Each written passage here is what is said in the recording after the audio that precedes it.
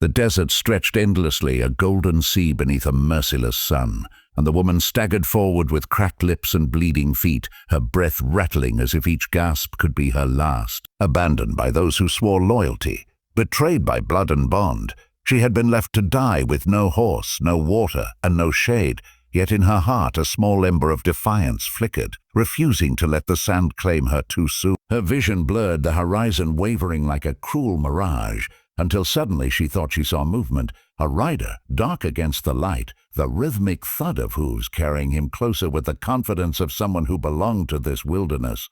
The lone cowboy, weathered hat tilted low, eyes hidden but sharp as steel beneath, slowed his horse when he saw her crumple to her knees, and though he was a man who trusted no one, not since the day he buried his brother under this same desert sky, something in her broken posture struck him like a shot.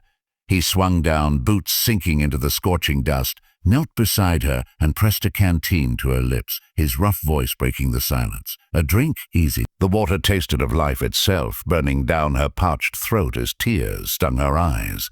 And though her body wanted to collapse into oblivion, she clung to the moment, whispering only one word. Why? He studied her with a face carved by storms and silence, then shrugged as if kindness was both a burden and a duty. Because no one deserves to be left to the buzzards. The woman, her name still unspoken, drifted into unconsciousness as the cowboy lifted her onto his horse, and as he rode toward the canyon where he kept his hidden camp, he couldn't shake the feeling that fate had just dealt him a hand he wasn't ready to play.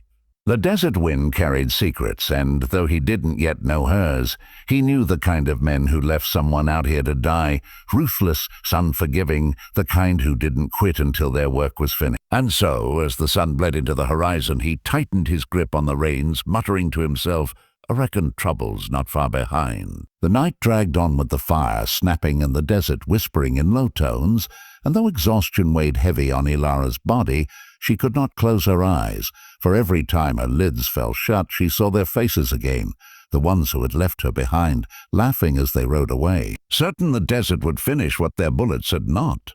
And each memory seared her chest like a brand. The cowboy noticed her restless shifting, the way she hugged herself against the cold, and without a word, he pulled his worn duster from his shoulders and draped it over her, a simple gesture that felt heavier than any promise.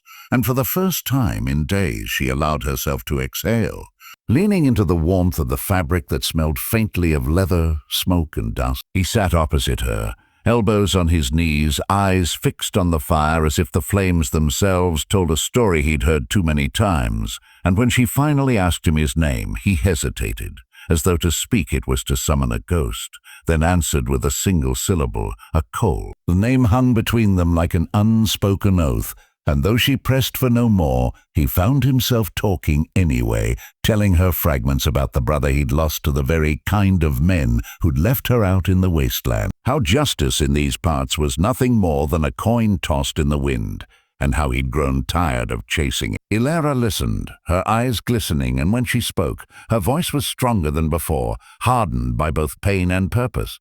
Then maybe this isn't about chasing justice anymore. Maybe it's about stopping them before they break anyone else the way they broke us. Cole studied her with the wary eyes of a man who had seen dreams turn to dust too often, yet he could not deny the fire in her words, nor the stubborn will that had somehow carried her across miles of unforgiving sand. The coyote's cries rose again, closer this time, and Cole's hand moved instinctively to the revolver at his side, the weight of it familiar and cold.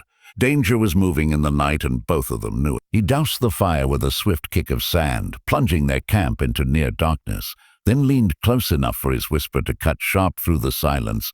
"Asleep if you can. Tomorrow we ride before dawn." Ilara nodded, though she knew sleep would not come easy. And as she curled beneath the coat, staring at the endless sky full of stars that seemed just out of reach, she felt for the first time not entirely alone, because somewhere deep inside, she understood that Cole was not just a stranger who had pulled her from the jaws of death. He was a storm on horseback, a man who carried his own grief like a loaded gun, and if she could find the strength to ride beside him, perhaps together they might carve a path through the desert that no enemy or erase.